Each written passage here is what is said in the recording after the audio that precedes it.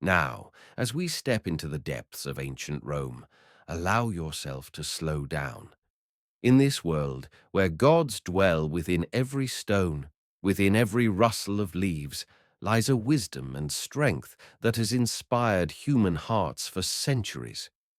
Before us unfold the eternal gods, guardians of fate and creators of worlds. They are not distant or foreign. They are here, beside us, in the stillness and the breath of the wind. Sink into their presence. Feel the calm that arises from contemplating their grandeur. We now begin a journey through the realm of Roman gods: Jupiter, Mars, Venus, Mercury, and Minerva. Allow each image to reveal itself softly and slowly before you. Listen as their stories whisper gently through time. You stand at the threshold of the temple, the stone beneath your feet cool and ancient. The air inside is heavier than the night behind you, filled with a gravity that doesn't press but settles like mist over a quiet field. The door has opened not because you pushed, but because something within it recognized your presence, as if your arrival was long expected. You step forward into the vast hall. Dim light from braziers pools in quiet gold along the polished floor. The shadows of towering columns stretch upward into a ceiling painted dark as the night sky, scattered with stars of hammered gold leaf. These stars do not twinkle. They wait. They witness. Above you, the heavens have been carved into stone, as though to remind all who enter that what is above governs what is below. The silence here is complete, but not empty. It hums with meaning, ancient and beyond language. This is the house of Jupiter, king of the gods, father of sky and thunder, keeper of oaths and order. He is not loud. He does not announce himself. His presence is felt in the way your breath deepens, the way your spine straightens, the way your heart slows into a steadier rhythm. You move forward between columns that reach like tree trunks into the dark above. Their surfaces are etched with the symbols of Jupiter's domain: lightning bolts, laurel leaves, eagles in flight. These are not decorations. They are reminders. Every carving is a story. Every groove was touched by a hand long gone, but the meaning remains. You stop at the center of the hall. Beneath your feet, a great circle of stone is inlaid with 12 spokes, like a wheel turning through the seasons. This is the axis of order. This is the calm at the center of movement. Here, time does not pass, it deepens. Jupiter, or Iupiter, Optimus Maximus, as the Romans called him, is not here in body. He does not appear as a towering figure. He does not speak in thunder or flame. And yet you feel him. Not like a person watching, but like a truth unfolding within you. He is not judgment. He is balance. He is the presence of what is right when everything else has fallen away. You stand still, breathing, listening. You begin to remember something you didn't know you had forgotten: the weight of integrity, the feeling of standing not above others, but in full alignment with yourself. You think of the promises you've made, not aloud, but within. Quiet vows whispered to your own soul in the silence of long nights. Jupiter asks you to hold them again, not to be ashamed, not to be afraid, but to see them clearly in his light. The Romans understood law as more than rules. Law was harmony with the cosmos. When they swore oaths in Jupiter's name, they weren't appealing to a king. They were inviting the universe to witness their sincerity. They believed that order wasn't imposed, it was revealed, and when it was honored, everything held. You are part of that order. You do not have to invent it. You only have to realign, to stop fighting the current and remember that what is right is often what is already known, quietly within. You close your eyes and breathe again. A great stillness opens in your chest, the kind of stillness that follows a storm, not because it has ended, but because you have stepped into its eye. You see clearly now. The chaos around you was never the enemy. It was the test. It was the invitation to return to center. You remember what it means to be firm, not rigid, not hard, but rooted, like a pillar that does not boast, but will not fall. You remember what it feels like to choose what is true, even when it is difficult, especially then. You do not need to be perfect. You only need to be honest. That is enough. That is sacred. Slowly, your eyes open. The hall remains quiet. The stars above do not move. But something inside you has shifted. You do not need to understand it yet. You only need to carry it with you. You walk back toward the temple entrance. The path you came in on is still lit with soft gold. Behind you, the great space does not change. Jupiter does not require gratitude. He requires truth. And you have met him with it. As you step back into the open air, a new scent reaches you, iron and ash, sharp and clear. The breeze has changed. Ahead, another path rises, narrower, steeper. The sky above it glows faintly red, as though from a fire unseen. This is no longer the stillness of law. This is the call to movement, to trial, to purpose sharpened by fire. Narrow stones beneath your feet lead you upward, twisting between cypress trees and broken walls swallowed by vine and shadow. The sky overhead glows with a ruddy hue, neither dawn nor dusk, but something older, an eternal moment when battle has not yet begun, but every breath knows it's coming. This is not the chaos of war. This is the silence before it, a silence so dense it feels like armor. You walk, and with each step, your posture straightens, your shoulders square, not from pride, but from necessity. You feel a new presence gathering, not heavy like Jupiter, but sharp, focused, exact. The air is thinner here. It demands more from the lungs, more from the heart. You reach the entrance to the Temple of Mars. It stands like a fortress, columns thick as tree trunks, carved with scenes of soldiers, wolves, flames, and banners.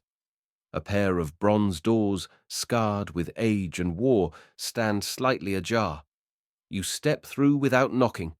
Inside, there is no throne, no altar, no ornament. Only a long hall of stone and fire. Torches line the walls, their flames flickering low and steady, casting moving shadows that look like figures in combat, stances mid-strike, shields raised, eyes locked. You walk slowly, and the silence here is different than in Jupiter's domain. It isn't sacred in the sense of awe. It's sacred in the sense of focus. Nothing here is wasted. Every stone has purpose. Every shadow has shape. Every breath must be earned. This is Mars, not the god of bloodshed, but the god of readiness, the god of motion without confusion. In Rome, he was not a monster of destruction. He was a guardian, a father, a force of sacred discipline. He was rage, yes, but trained rage, contained, directed. You stop at the center of the temple. A brazier of black stone stands there, filled with coals that do not smoke, but burn low and hot. You approach and feel the warmth, not like heat from the sun, but like fire in the bone. The kind of warmth that doesn't comfort, but awakens. You sit near it, not because you are tired, but because something within you knows this is not a place to stand casually. It is a place to listen deeply. Close your eyes. Feel the pulse in your chest, not the quickness of fear, but the deep, steady rhythm of determination, the heartbeat of those who have chosen to face what they cannot control and move forward anyway. Mars does not appear in form, but you feel him, the presence of intention honed to a blade. He does not offer comfort. He offers clarity. He asks nothing you haven't already offered in your quietest moments. The vow to endure. The promise to fight. Not against others, but for the parts of you worth defending. You remember the times you stood when it would have been easier to run. The moments when your spine stayed straight despite the shaking. The moments when you said no, not out of anger, but from understanding your limits. You see now that those were sacred. Mars does not want you to become cruel. He wants you to become sharp, not brittle, forged. The Romans prayed to Mars not only before battle, but before planting crops. They asked him to protect boundaries, not just of land, but of identity. He was invoked to guard what must not be violated and what must be earned. Now, feel that within yourself, the boundary of your dignity, the edge of your effort, the line where you say, "This is who I am. I may change. I may grow, but I will not break." You breathe in again. With each breath, feel the fire build, not wild, but steady. It doesn't roar, it doesn't devour. It burns low and constant, like a forge. You are being shaped, not by accident, by decision. Let your body remember the strength of stillness, the alertness of peace held in readiness. This is not rest. This is preparation. This is the deep breath before action, not out of haste, but out of purpose. When you open your eyes, the hall looks the same, and yet you are different, not louder, not braver, but more aligned. You rise, slowly, no rush. The fire has marked you, not on the skin, but in the will. You walk back through the bronze doors, which close behind you without sound. The sky is darkened slightly, touched now with deep violet, but your path is clear. Ahead, the way softens, the slope eases, and the air smells of flowers and salt. Where Mars taught tension, the next presence invites release. You walk onward, and something in you begins to loosen.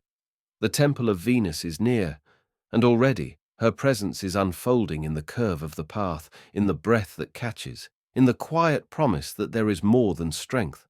There is beauty. There is connection. You walk now through quieter There is the streets, ache that where the reminds marble of Rome you are not softens alone. beneath sunlight, and so, The without voices of the resistance, forum you fade go behind to meet you. her. Vines curl over colonnades, and fountains murmur with clear water. The scent of flowers drifts on the breeze, roses, perhaps, or myrtle.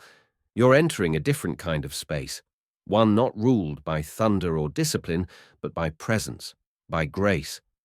Before you stands the temple of Venus Genetrix, Venus the ancestress. Commissioned by Julius Caesar in 46 BCE, this temple was more than a place of worship. It was a statement. Caesar claimed descent from Aeneas, the Trojan hero and son of Venus. By dedicating this temple, he reminded Rome that their lineage was divine, not by conquest, but by love and survival. Venus, in Roman thought, was not merely a goddess of erotic passion. She was the mother of civilization. You ascend the steps. Corinthian columns rise above you, carved with ivy, birds, and blooming flowers. They are not decorative. They are symbolic. In Venus's world, everything speaks, and beauty is not a luxury, but a force, a signal of life thriving in harmony. Inside the temple, a statue of Venus Genetrix awaits. She is draped in flowing robes, one breast bare in the Greek style, her expression calm, eyes lowered. In one hand, she holds an apple, a reference to the judgment of Paris. In the other, a small figure of victory. She is at once myth and statecraft, symbol and source. Venus embodied many things to the Romans, not just love in the sensual sense, but fertility, domestic harmony, civic peace. Her presence was invoked at weddings, during childbirth, and in treaties. Her name was tied to Venia, grace or favor, and veneratio, meaning reverence. In Roman life, these were not just emotions. They were principles of order.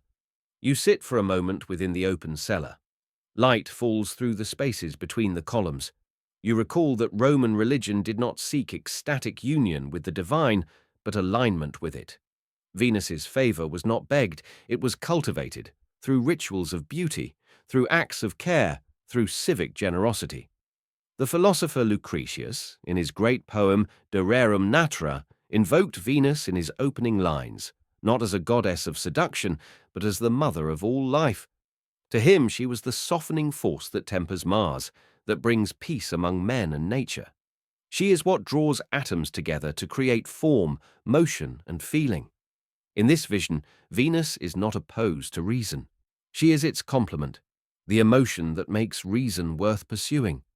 You imagine Roman women offering garlands at her altar, asking for harmony in the home, safe delivery in childbirth. You imagine generals like Caesar asking for her favor before battle, not for blood, but for legitimacy, for peace afterward. Her temple was a reminder that war, order, and strength must be balanced by attraction, diplomacy, and care. You take a slow breath. Around you, nothing is harsh. The air, the light, even the stone seem to yield slightly, not weakly, gracefully. You begin to understand that for the Romans, strength was not about domination alone.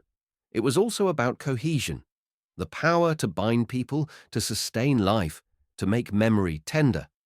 Venus was not just about desire. She was about continuity. You rise quietly. This temple does not urge you to act, but to recognize. That beauty, when seen clearly, can guide. That affection is not weakness, but civic glue. That even in empire there must be tenderness, or it crumbles. As you step back into the sunlight, the breeze feels warmer, the sky wider. The next path leads through gardens and arcades, and beyond them, a smaller but no less sacred space. There, in a place of study and strategy, waits the goddess of wisdom and craft, the Temple of Minerva. You follow the path eastward through Rome, where marble fades into polished stone, and the air carries the scent of parchment, oil lamps, and pressed linen. The streets here are narrower, the buildings more refined. You pass libraries, workshops, schools. Conversation here is lower, more thoughtful. Not the clamour of the forum, nor the silence of Mars's ground, but an atmosphere of deliberate thought. You're nearing the domain of Minerva. The Temple of Minerva on the Aventine Hill is not massive, but it is elegant. Her worship did not depend on spectacle. It drew thinkers, artisans, scribes, and strategists, those who revered skill over strength, clarity over impulse. She was a goddess without vanity, and in her presence one did not bow in fear, but listen. Minerva was never a maternal figure, nor was she seductive. She was born, according to Roman myth, fully armored from the mind of Jupiter, a daughter of thought itself. Yet her power was not in weapons, but in insight. The Romans saw her as the patroness of wisdom, learning, strategy, and the arts. She presided over education, law, medicine, weaving, architecture, and even diplomacy. You enter the temple quietly. No incense thickens the air. No priests chant in the shadows. Instead, there are mosaics, scenes of craftsmen at work, women weaving, generals planning, orators addressing calm crowds. In the center, Minerva's statue stands tall, helmeted but serene, her spear grounded beside her, her shield resting against her leg. Her gaze is clear, her brow untroubled. She is not relaxed. She is focused. This was the Roman ideal of intellect. Not frantic questioning or mystical trance, but a steady application of reason to life's challenges. Minerva was revered in daily practice, not only by scholars, but by anyone who worked with hands or mind. From scribes to surgeons, artisans to statesmen, she offered guidance in the form of discipline and precision. You think of how the Romans viewed virtue as something learned, not simply inherited. Minerva, as a goddess, reflected that belief. Her wisdom was not a divine gift handed down from on high. It was something cultivated through effort, through study, repetition, patience. She was especially honored by women who worked as spinners and weavers, but not only for their labor. Weaving was more than craft. It was metaphor, the binding of threads into a pattern, a harmony of parts into a whole. Roman poets often compared politics, family, and even fate to the work of a loom. Minerva's intelligence was not abstract. It created, it structured, it endured. You sit briefly on one of the stone benches along the inner wall. The silence here is different, not hollow, but alert. You feel yourself invited to pause and consider, where does your skill lie? What do you shape with care? What do you know, and what must you still learn? In Minerva's world, mistakes are not punished, they are studied. Failure is not shameful, it is refined into technique. Her wisdom is not distant or mystical. It is tactile, practical, ethical. You stand and walk slowly past columns carved with owls, olive branches, and scrolls. The owl, her symbol, is not just a creature of the night. It sees through darkness. It waits. It knows when to act and when to observe. As you step back outside, the air feels sharper, not colder, clearer. In the distance, bells ring from a nearby school. Children chant Latin declensions. A scribe adjusts his wax tablet. A young woman carries a basket of dyed wool, hands stained with work. These, too, are offerings to Minerva. You descend the hill, carrying a new sense of inner quiet, not emptiness, but readiness. Rome was not only built by war or blessed by beauty, it was shaped by craft, by knowledge, by those who observed carefully and acted with purpose. The final path in this cycle winds toward commerce, travel, speech. There waits the god who moves between worlds, who connects rather than conquers. Mercury is waiting. The path curves down from the Aventine hill and traces the edge of the Tiber.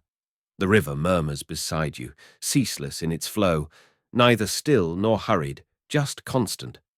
Along its banks, life stirs. Merchants unload amphorae. Scribes tally numbers on tablets. Sailors shout in a dozen tongues. You've entered the domain of Mercury, messenger of the gods, patron of trade, speech and movement. His temple, built near the old commercial quarter and the Circus Maximus, does not boast towering columns or stern facades. It is practical, accessible, a place for travelers, merchants, and thinkers on the move. Unlike the temples of Jupiter or Mars, Mercury's does not dominate the skyline. It fits into it, flexible, flowing, adaptable, just like the god himself. You pass under its portico, where people have come for centuries to ask for safe passage, sharp wit, or swift success in business. Inside, a bronze statue of Mercury stands, slender, youthful, his cloak billowing lightly behind him. His winged sandals are poised mid-step. In one hand, he holds the caduceus, a staff entwined by two serpents, symbol of communication and exchange. His face is curious, almost amused. He is the only god who looks as though he might speak. Mercury is a god of many thresholds. Born at dawn, he stole Apollo's cattle by sunset. He moves freely between Olympus and the underworld, between speech and silence, between trade and trickery. To the Romans, this made him not untrustworthy, but essential. He was the god of commerce and contracts, of language and letters, of roads and messengers. Rome, an empire of movement, could not function without him. You sit near a column etched with ancient graffiti, names, bargains, prayers. A man once asked here for safe travel to Hispania. A woman thanked Mercury for the sale of her olive oil. These are not grand mythic acts, but human ones. Mercury, more than most gods, was close to the street. His influence pulsed through the market stalls, ships, and scribes' hands. But Mercury's power was not just in motion. It was in understanding, in the ability to read situations, to speak wisely, to persuade. He was honored not only by merchants, but by poets and diplomats. For the Romans, language was a kind of power, and Mercury was its guardian. In a city where rhetoric shaped policy and honor, speech could build or destroy a life. To speak well was to live well. You reflect. When do you move too quickly? When do you hesitate too long?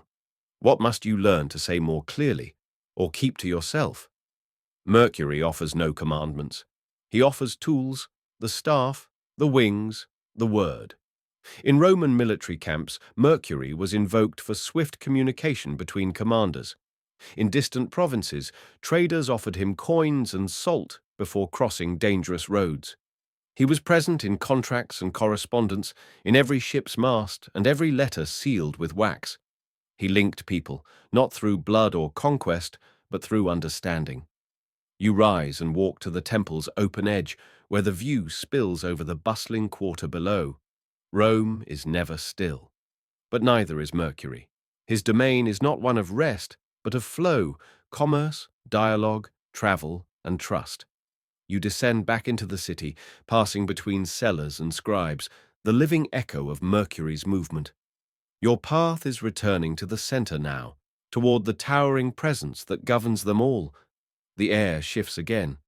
Up ahead, high above the city, the great temple of Jupiter looms once more.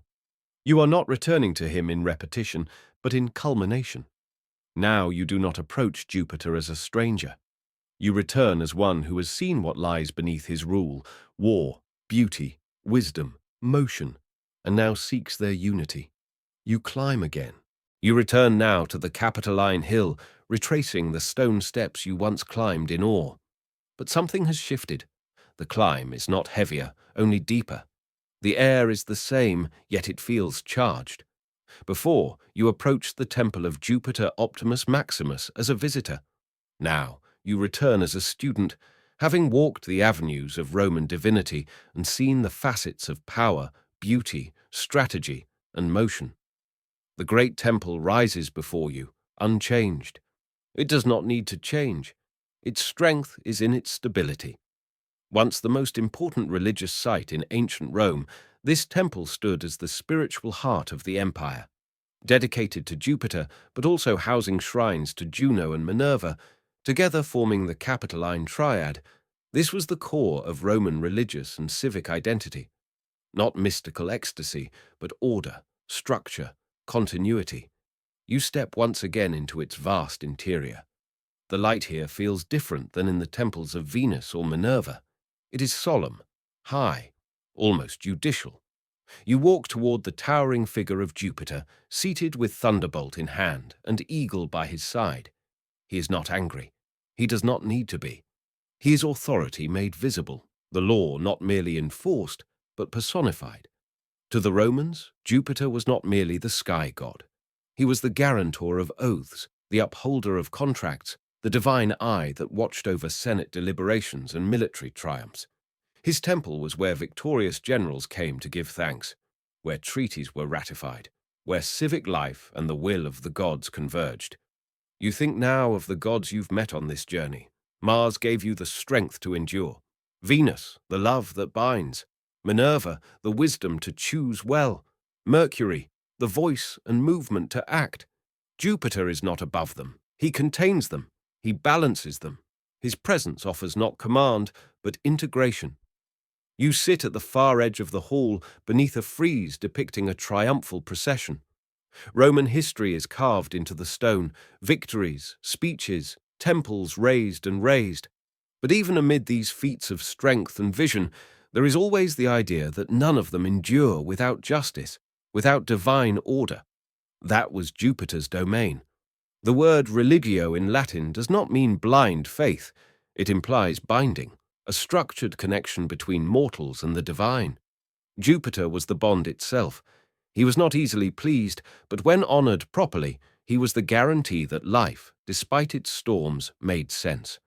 You reflect on the idea that Rome, for all its ambition, was not guided purely by appetite. It was guided by belief, not in the afterlife, as the Greeks often imagined, but in the here and now, in dignitas, pietas, gravitas, in civic virtue and personal responsibility. These were not abstract ideas. They were religious duties. Jupiter was their keeper. Your eyes drift to a flame in the temple's corner, tended by a priest. It is not for sacrifice, but for memory. In Roman culture, to remember was to revere. To keep the flame of the past alive was a sacred act. And so you remember the gods, the values, the balance between force and thought, desire and law. You rise, and your steps echo across the polished floor. You approach the statue of Jupiter one last time, not for blessing, not for a favor, but to acknowledge something older and larger than yourself. The Roman idea that the divine is not always found in escape, but in order, that the heavens and the city mirror one another, and when aligned, they create peace. As you leave the temple and look over Rome from its highest point, the city stretches before you in gold and shadow. You are not finished. You are only halfway. The gods have spoken. But now the voices of mortals call. Philosophers, statesmen, poets, slaves. The Roman world was not ruled by gods alone. The next descent takes you into the heart of the Republic, to voices that shaped Rome not through divinity, but through reason. You descend toward the Forum once more. Cicero is waiting. You descend from the Capitoline with measured steps, moving from the high solemnity of Jupiter's temple back into the living arteries of the Roman world. The Forum Romanum opens before you, no longer a place of marble ruins and silent columns, but a living space. Here, the voices of the people once rose. Here, the Senate met. Here, trials unfolded, markets bustled, and the pulse of Roman life beat strongest. You walk slowly through the paving stones, worn smooth by centuries of footsteps. Above you stand the broken arches of the rostra, where orators once addressed the crowds, and among them, perhaps the most iconic voice of all, Marcus Tullius Cicero. A lawyer, a statesman, a philosopher, Cicero was not born into the nobility. He was a novus homo, a new man, the first in his family to reach the highest offices of state. His rise was through words, through thought, through skill in speech and clarity of mind. Cicero lived in a time of crisis, the late Republic, torn between old institutions and rising ambitions. He defended the Republic not with a sword, but with a pen. His speeches thundered in the courts. His treatises explored ethics, politics, and the soul. And yet he was a man of contradictions, deeply moral, but at times vain, an idealist, but also a pragmatist, a believer in virtue, yet caught in deadly rivalries. You stop in the shadow of the Curia, the Senate House. Here, Cicero once spoke against Catiline, the conspirator who sought to overthrow the Republic. In his Catilinarian orations, Cicero presented logic as defense, emotion as strategy. He argued not for vengeance, but for preservation, not for power, but for order through law. Cicero believed that laws were not merely written statutes. They were grounded in natural reason, a cosmic justice that even kings must obey. True law, he wrote, is right reason in agreement with nature. He saw the Republic not as perfect, but as the best container yet for human dignity and civic virtue. You sit on a bench beneath the broken pediment of the Basilica Julia, once the site of legal proceedings and commercial transactions.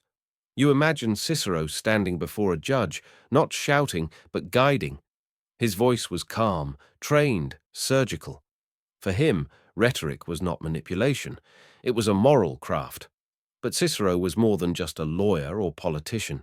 He was a philosopher, deeply influenced by the Stoics, the academics, and the Peripatetics.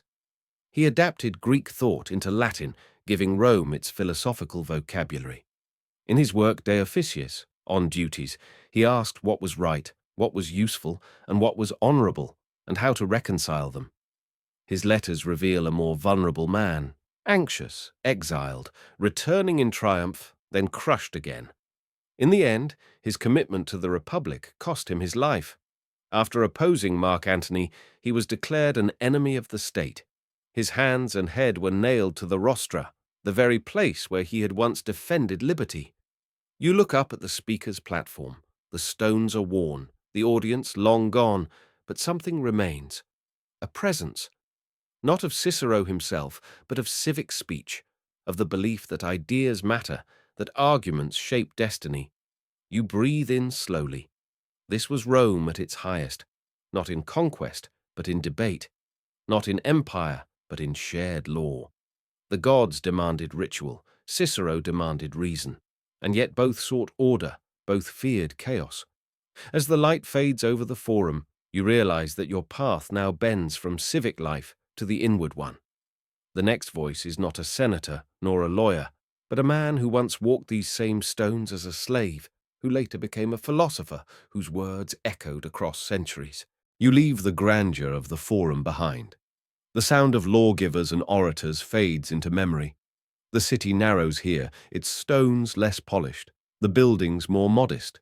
You pass through a district once home to merchants and craftsmen, slaves and freedmen. Not the places where senators ruled or generals triumphed, but where the rhythm of daily Roman life persisted, often unseen. Here, in a humble space, begins the story of Epictetus. Born a slave in Phrygia in the 1st century CE, Epictetus was brought to Rome by his master, an administrator under Nero. He lived with little, owned nothing, and endured hardship from an early age. But somewhere amid those years of submission, he discovered something Rome's most powerful men often missed. No one can enslave your mind.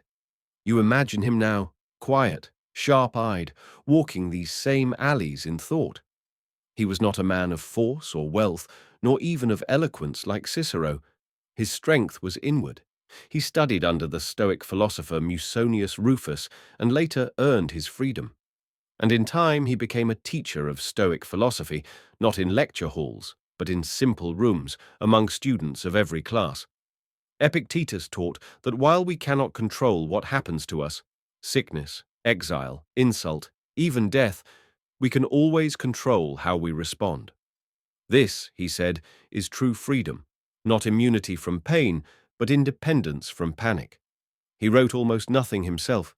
What we know of him comes from his student Arrian, who recorded his discourses and preserved them as the Discourses and the Enchiridion, a manual for living. You pause now beside a quiet courtyard, once a gymnasium, perhaps like those where Epictetus taught. No grand temples, no pomp, just a teacher, a few students, and the hum of ideas. You imagine his voice, calm, firm, sometimes even amused. It's not things that disturb us, he taught, but our judgments about them. The Stoics believed the universe was governed by logos, a rational order, and that humans, as rational beings, must align themselves with it. Life, then, is not about securing pleasure or avoiding discomfort, but about living according to nature and reason. Epictetus reminded his students that external goods, money, fame, even health, are not truly good. They are preferred, yes, but not necessary. What matters is virtue, courage, justice, wisdom, and temperance. These alone are within our power. These alone define a good life. You reflect. What do you grasp too tightly? What do you fear losing? What part of your life have you allowed to control your mood, your peace, your dignity? Epictetus would not scold you, but he would challenge you. You are not your body, not your possessions, not your reputation. You are your choices. Guard them. Even as a free man, Epictetus lived simply, owning almost nothing, practicing what he taught.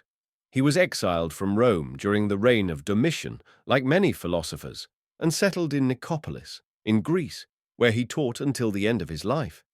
He never sought power, wealth, or status, yet emperors later read his works and found in them guidance. You begin to walk again, carrying his words with you.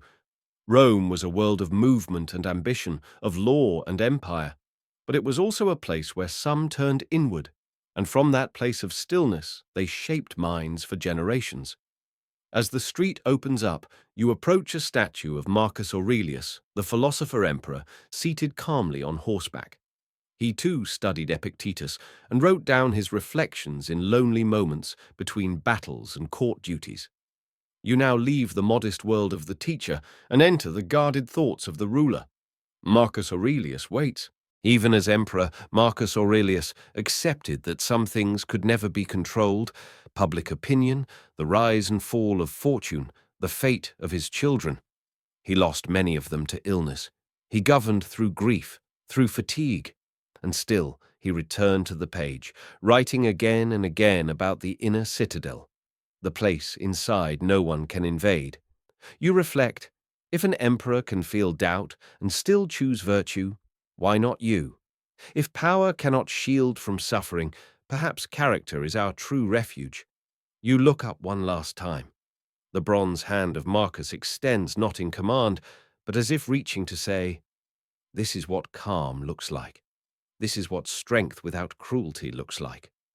From here, the road leads out of the civic heart of Rome, into the countryside, toward old villas and gardens where thinkers once walked under colonnades and olive trees. The next voice you seek is not of rulers, but of seekers, one who asked, "What does it mean to live a happy life?" A quieter path awaits, down the road of reflection.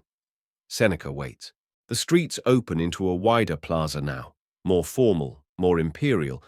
Here, in the center, rises the equestrian statue of Marcus Aurelius, calm and composed atop his horse.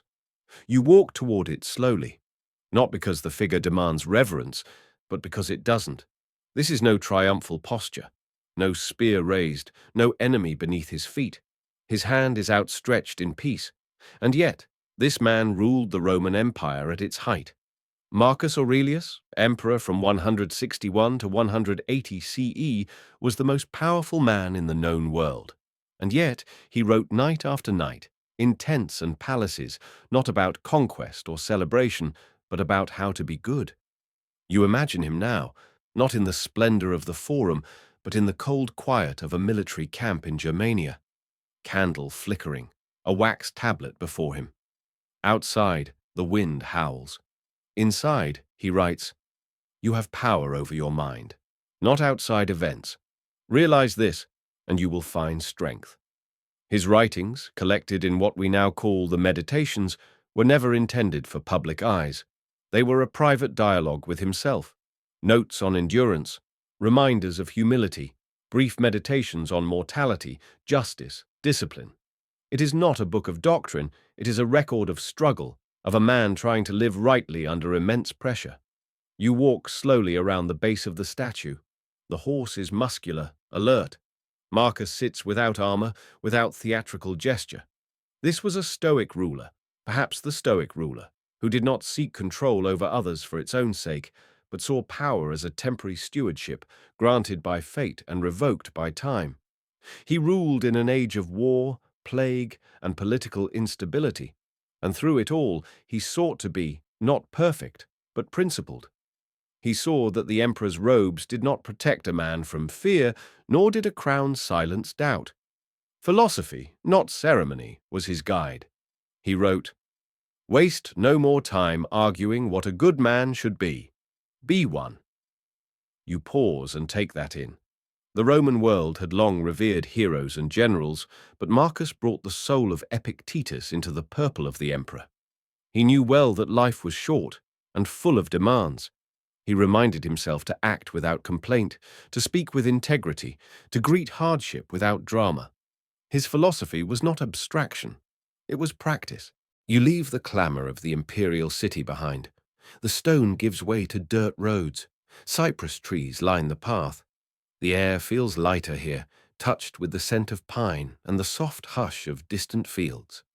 You walk toward the villa of Lucius Annaeus Seneca, the Stoic philosopher, playwright and advisor to emperors. Born in Cordoba in Hispania, Seneca was no outsider to Roman privilege. His father was a wealthy orator, and Seneca himself was educated in rhetoric and philosophy from a young age. But privilege, for Seneca, never translated into peace.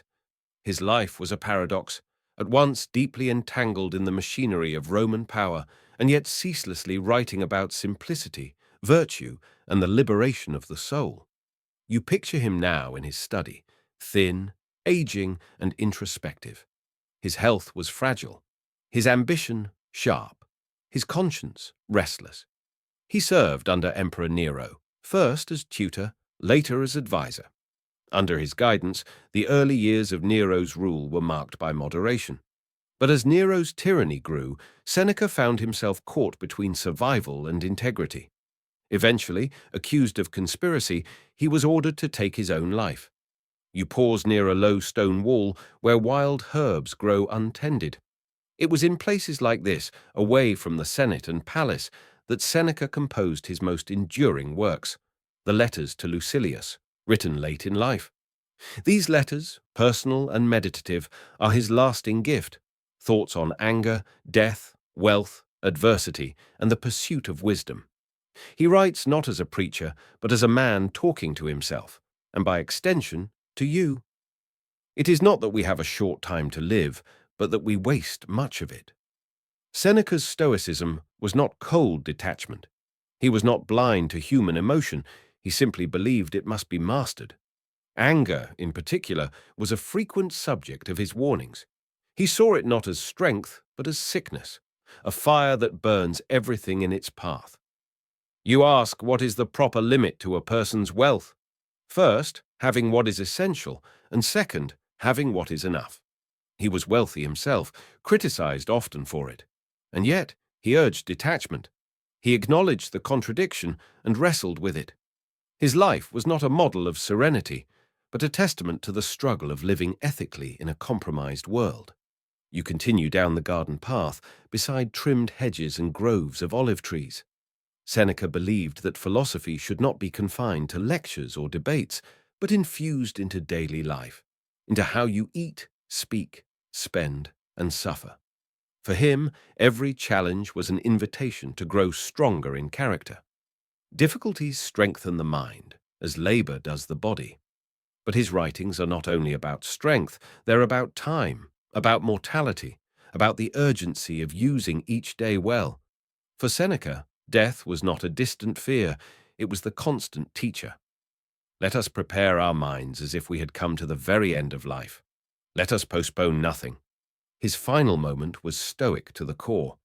Ordered to die, he opened his veins calmly, spoke with friends as blood drained from him, and reminded them that philosophy was not for books. It was for this, for facing death with dignity. You sit now on a low stone bench overlooking the garden. His voice lingers not in the air, but in your thoughts. He does not ask you to be perfect. He asks only that you begin, to live more deliberately, to fear less, to act more justly. As long as you live, keep learning how to live.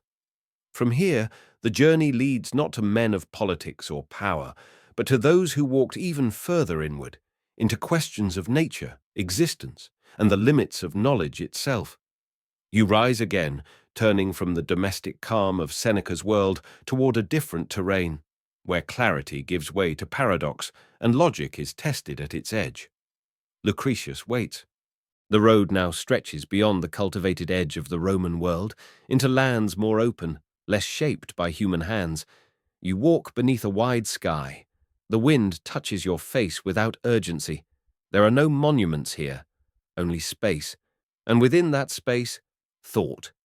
It is here, in this mental clearing, that you meet the voice of Titus Lucretius Carus, poet and philosopher of the cosmos.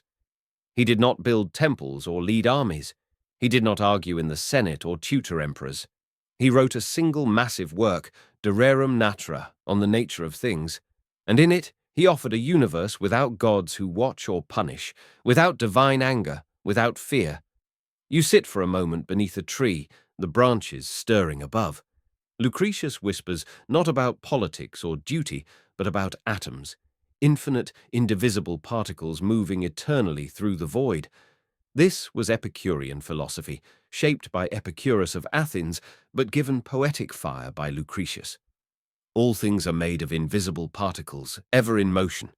He taught that everything, the stars, your body, your thoughts, is composed of matter. There is no supernatural soul that escapes the body after death. There is no afterlife. And for Lucretius, this was not tragic. It was liberation. Death is nothing to us, he writes, for when we exist, death is not, and when death exists, we are not. You let those words settle in. Not cold, not cruel, just simple and clear. We fear death, Lucretius says, because we imagine it wrongly. But nature is not cruel. It simply is. The universe does not punish or reward. It spins on, indifferent, eternal.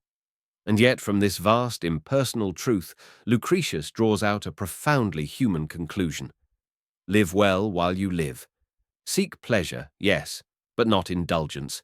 Seek tranquil pleasure, the absence of pain, the freedom from anxiety, the harmony of mind and body. You walk again, slowly, imagining the Epicurean garden, not a palace or a battlefield, but a small circle of friends gathered in conversation, enjoying bread, olives, the warmth of the sun. Epicurus taught that philosophy was for healing. Lucretius agreed. His poem is not a hymn to despair. It is a remedy. The greatest wealth is to live content with little. Lucretius also wrote of love, its power and its torment. He warned against being ruled by desire, which often turns sweet things bitter. Passion is like a storm, he said, beautiful to observe, but dangerous to enter. The wise person loves without losing themselves. You pause in a wide field. The wind moves through tall grasses. The sky above you is endless, untouched.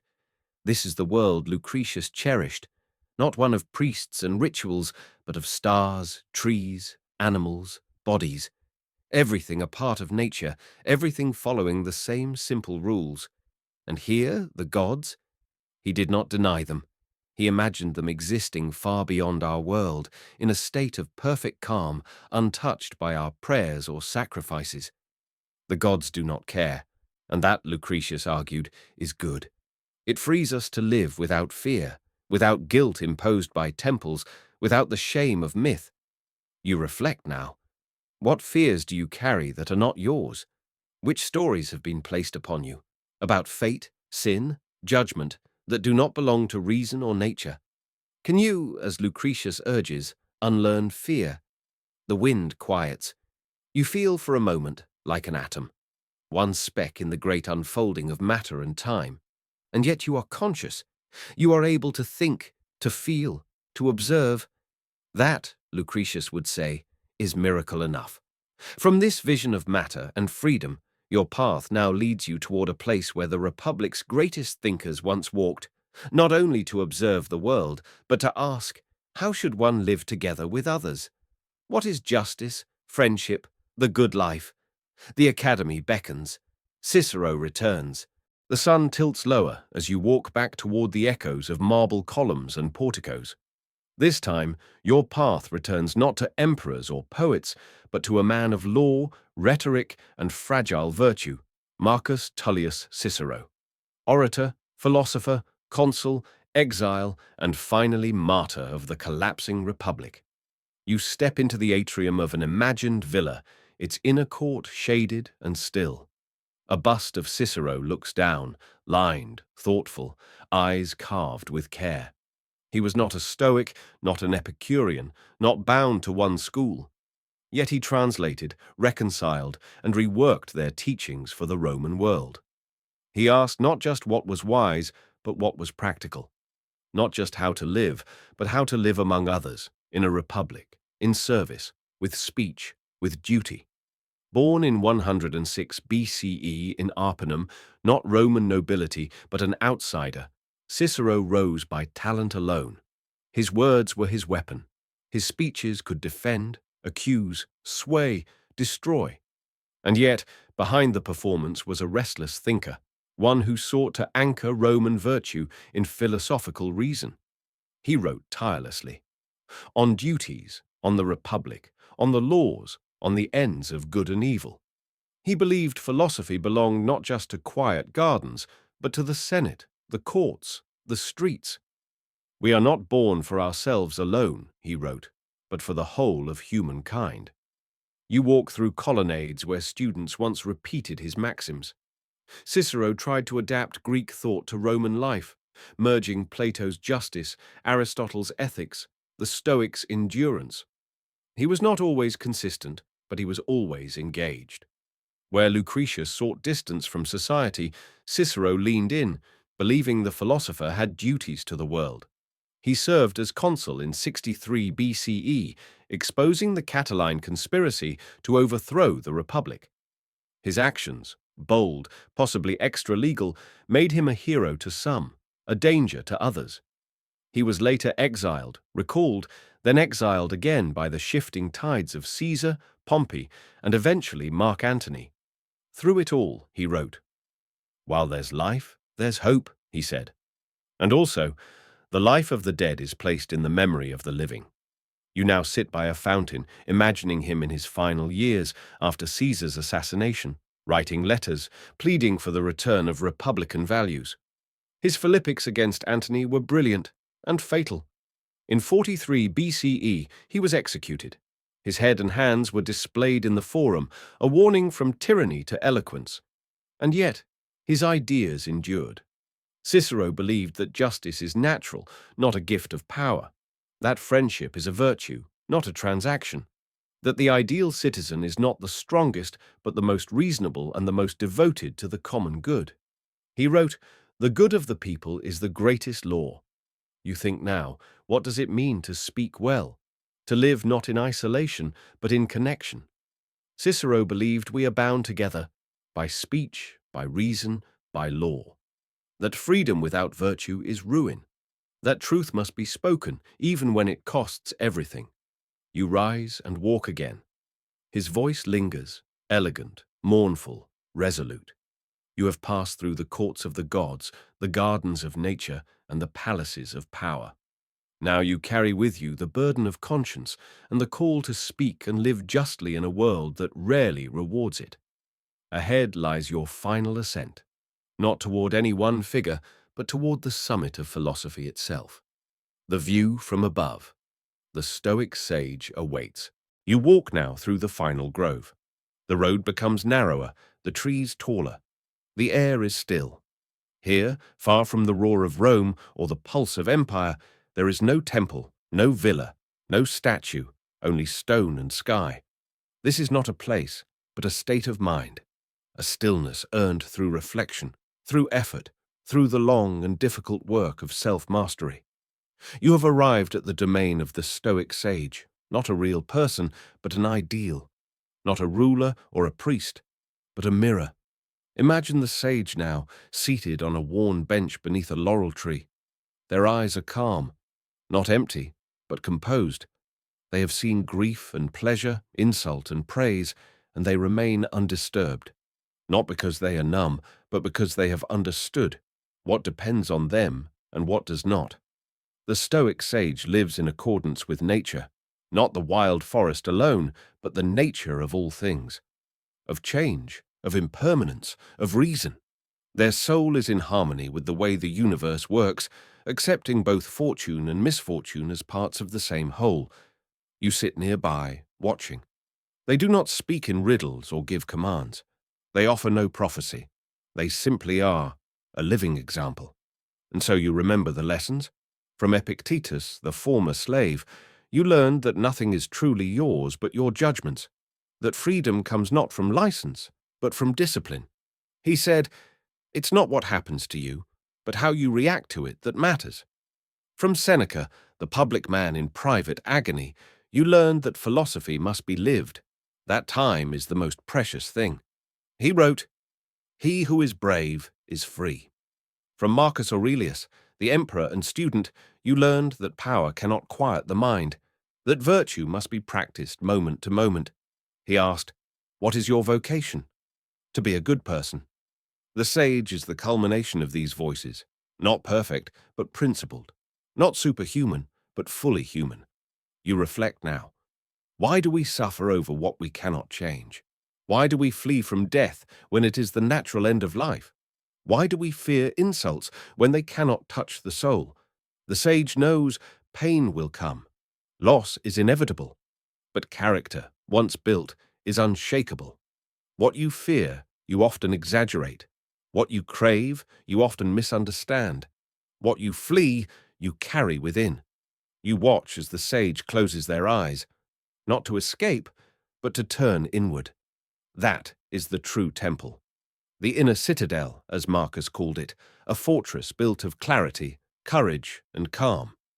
You ask yourself now, can I live this way? Can I greet each day not with anxiety, but with readiness? Can I accept hardship not as punishment, but as a teacher? Can I act justly even when no one sees? The Stoics believed the answer was not found in answers, but in action, in habit, in practice. Philosophy was not a theory for them. It was a way of being. You rise in silence, the grove behind you, the journey nearly complete. The teachings of Rome, its gods, its wisdom, its questions, now echo within. But one task remains, to return to the world, to rejoin it, to live not with fear, but with resolve. Ahead is not a shrine, but a mirror, yourself as you could be, ready to begin again. One final step awaits, a meditation on eternity. You stand now at the edge of time. The journey has brought you through temples and gardens, past emperors and exiles, through battles of the mind and quiet revelations of the soul. Now there is only this, the wide horizon, the wind's hush, and the sense, unmistakable, unspoken, that something vast and final surrounds you. Here, there is no more history to recount, no more doctrine to master. You have reached the place the Stoics, the Epicureans, the Platonists all pointed toward in their own way. A moment beyond explanation, beyond argument. You have reached eternity, not as an abstract, but as a presence, It is not an afterlife. It is now. You are not waiting for judgment. There are no scales, no gates, no thrones. There is only the reflection of what has already been and what is always becoming. You feel the pulse of Rome within you, not as marble ruins or fading legends, but as questions that never left. What is virtue? What is freedom? What does it mean to be mortal and still live nobly? You remember how the Romans thought of time, not as linear, but cyclical. Seasons returning, empires rising and falling. The soul, too, was imagined by some as returning again and again to learn what it had not yet mastered. This was the idea of the eternal return, that what has been will be again. You breathe deeply. Perhaps every challenge you face has been faced before. Every fear you hold, every desire, every moral fork in the road, none of it is new. And in that, there is comfort. You are not alone. You walk in the footsteps of those who also struggled to live rightly in a world of noise, cruelty, and illusion. And so the city of Rome, its streets, its altars, its voices, now lives within you. Not as a myth, but as a framework. Its gods were masks for virtues and forces, its philosophers, translators of universal truths. What you worship is up to you, but what matters is how you live. Can you, like Cato, resist compromise even unto death? Can you, like Marcus, rule yourself before you rule others? Can you, like Seneca, write wisdom while caught in contradiction? Can you, like Lucretius, celebrate the world without fear? Can you, like Cicero, speak when it is dangerous to speak? You understand now. The past is not a foreign land. It is the foundation of the present. It is you, if you choose it to be. Eternity is not infinite time. It is the clarity of a single moment, lived with full awareness and moral intention. That moment can be now. You stand. The journey ends, but nothing closes. The same wind that touched the togas of senators now brushes your skin. The stars they prayed to still shine. The questions they asked still matter. The gods do not command you. They watch. The philosophers do not instruct you. They challenge. The past does not fade. It calls. And you have walked the stones of thought, worn your mind smooth in contemplation. You are ready not to sleep, but to wake differently. To live as if your time were short. To act as if your choices mattered. To speak as if words were sacred. To meet the day as if it were your last and your first. Rome ends here, but you do not. You continue.